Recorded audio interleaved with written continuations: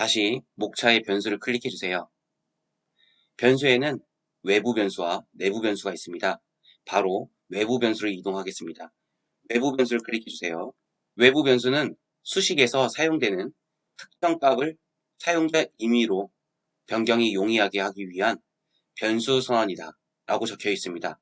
그리고 하단의 선언식을 보겠습니다. input이라고 외부 변수를 선언하고 있습니다. 이건 period라는 외부 변수를 사용할게 라고 얘기를 해주는 겁니다. 그리고 콜론으로 input과 외부 변수를 구분하고 있네요. 이전에 설명해 드렸지만 다시 목차의 각종 연산자 안에 구두점 및 괄호를 클릭해 보세요. 콜론이라는 기호의 사용을 보시면 선언의 시작이라고 적혀 있습니다. 그리고 하단에 소괄호라는 기호의 사용을 보시면 세 번째 변수 선언 시 기초값 지정이라고 적혀 있습니다. 다시 외부 변수로 돌아오겠습니다. input과 콜론으로 나 외부 변수 사용할 거야 라고 선언을 하고 period라는 이름을 친절하게 알려줍니다. 그리고 소괄호를 사용해 처음에는 20이라는 값을 사용할 거라고 알려주고 세미콜론으로 여기까지만 이라고 해줍니다. 밑에 글을 읽어보겠습니다.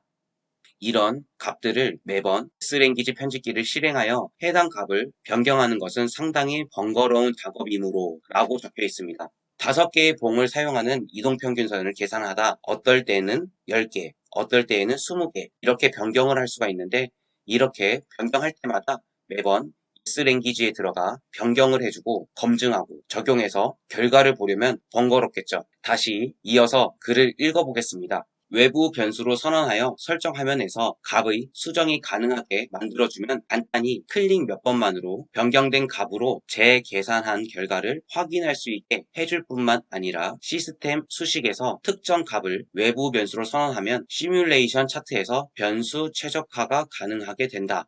라고 적혀 있습니다. 그리고 밑으로 내려서 그림을 보시면 속성창의 모습이 보입니다. 여기서 period 1, 2, 3이라는 외부 변수 값을 수시로 변경할 수가 있고 하단에 변수 편집을 클릭해서 최적화 작업을 통해 최적의 수치를 알아낼 수도 있습니다. 이제 내부 변수를 보겠습니다. 내부 변수는 수식에서 수치를 얻기 위한 계산식이나 논리 판단의 결과값 등을 할당받는 변수다 라고 적혀 있습니다. 하단에 선언식을 보시면 바라고 내부 변수를 선언해주고 있습니다. 외부 변수는 인풋으로 선언하고 내부 변수는 바라고 선언해주는 차이가 있다고 보시면 됩니다. 그리고 세미콜론 다음 이름을 작성해주고 소괄호로 초기값을 설정해 주신 다음에 세미콜론으로 마무리를 합니다. 여기서 선언해주는 인풋과 바 말고도 초기값에도 차이가 있는데요. 하단에 선언 유형을 보시면 3가지가 있습니다. 수치형, 논리형, 문자형 이렇게 3가지의 내부 변수 설명에 대해 나와 있습니다. 구구단처럼 숫자를 저장할 거면 수치값에 해당되는 0을 적어주시면 됩니다. 대다수가 수치값을 저장할 테니 반드시 기억해 주시고요. 다음은 논리형입니다. 논리형은 초기 설정값을 펄스로 저장하시면 됩니다. 논리형 변수에는 참과 거짓을 저장할 수가 있는데요. 예를 들어 현재 봉의 날짜와 직전 봉의 날짜가 같은가 라는 결과를 두고 참이면 반대로 거짓이라는 펄스를 저장하게 하고 거짓이면 반대로 true라는 값을 저장해서 1분 봉의 경우 같은 날의 경우에 계속 펄스 값을 저장을 하고 있다가 현재 봉과 직전 봉의 날짜가 다른 하루에 첫 봉이 시작이 되면 true 값이 저장되게 해서 첫 봉에 매수를 한다든지 아니면 매도를 한다든지 이런 식으로 사용할 수가 있겠네요. 다음은 문자형입니다. 문자형의 초기값은 따옴표로 작성하시면 됩니다. 문자열을 할당받는 변수인데 할당받을 때에도 따옴표를 사용해서 문자를 넣어줘야 합니다. 하단에 오류 메시지 창을 보겠습니다. 만약 오류가 발생되게 되면 이름, 줄수, 열수로 쉽게 틀린 위치를 찾아볼 수 있게 도와주고 있습니다. 설명란을 보시면 연산자 앞, 뒤 두 데이터의 형태가 같아야 합니다. 라고 적혀 있는데 이건 선언을 수치형 내부 변수로 했는데 논리형 값을 할당시켰을 때처럼 선언 유형과 결과값의 형태가 다를 때 발생되는 오류입니다. 사용할 변수를 선언할 때 수치형을 사용할지 논리형을 사용할지 아니면 문자형을 사용할지에 따라 선언을 다르게 해줘야 한다는 점 기억해 두시기 바랍니다.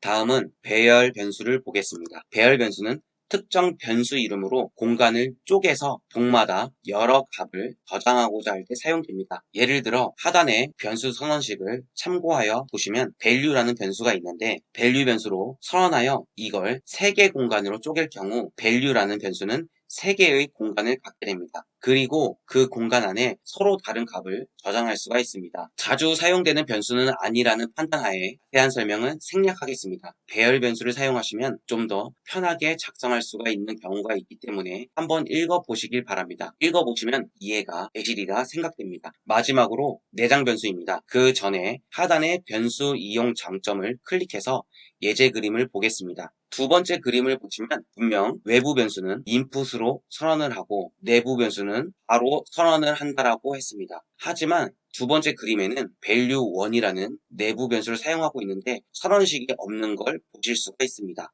내장 변수로 이동하겠습니다. 글을 읽어보겠습니다. 사용자의 편의를 위해 예스랭귀지에는 미리 선언되어 사용할 수 있는 내부 변수가 있다.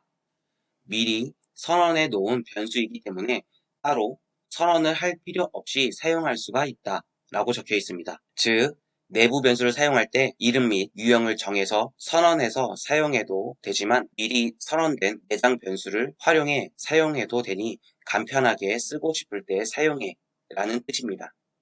수치형과 논리형이 제공되는데 각각 1번부터 99번까지 사용할 수가 있고 흔히 사용되는 내장 변수는 바1부터 바99까지입니다. 저도 심심찮게 사용하고 있습니다. 그때그때 편하게 사용할 수가 있으니 참고해 주시기 바랍니다. 지금까지 변수에 대해 알아봤는데요. 암기가 아닌 이해가 필요한 부분이라고 나름 생각했기 때문에 저 나름대로 최대한 쉽게 설명해 드리는 게 좋을 것 같아 노력했습니다. 다음 시간에 뵙겠습니다. 감사합니다.